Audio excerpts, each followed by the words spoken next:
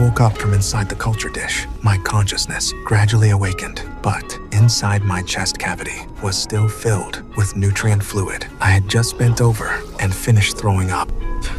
You must be hungry. I had just been born. Inside my head was a complete blank, not having any memory at all. The little ball said I was exactly the chosen one who had been selected. Only the chosen one could escape out of this maze. But before that, I had to first eat. Only by continuously eating could I become stronger. I followed the little ball and walked to outside. The blinding sunlight shook my eyes so that I couldn't open them. Very quickly, my attention was firmly attracted by the colorful world in front of my eyes. I casually picked 2 cherries and stuffed them into my mouth, but that taste was so bitter that I simply couldn't swallow it. So the little ball first took me to find a divine sword and told me the entire world was waiting for my arrival. I couldn't help but ask what exactly my mission was. You eat.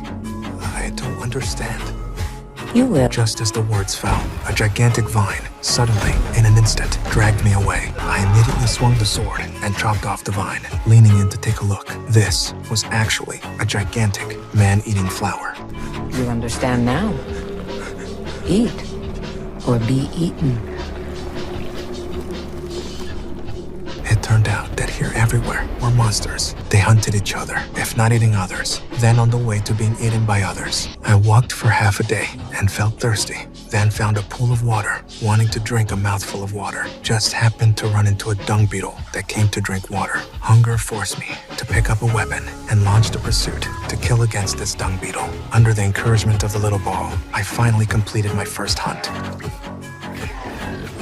But this time, the prey was only a juvenile, simply not enough to fill the gaps between my teeth. I hadn't yet caught my breath when a bigger dung beetle charged toward me.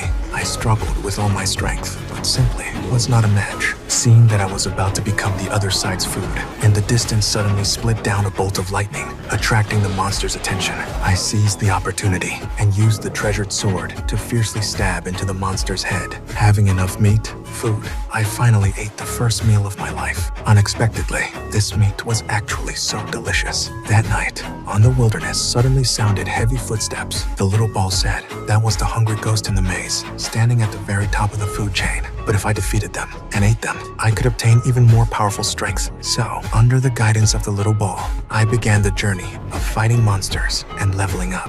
At the beginning, facing most predators, I could only flee and panic. But as my strength increased, I very quickly killed my way back and turned those monsters all into my own experience for leveling up. The door. After killing a pile of monsters,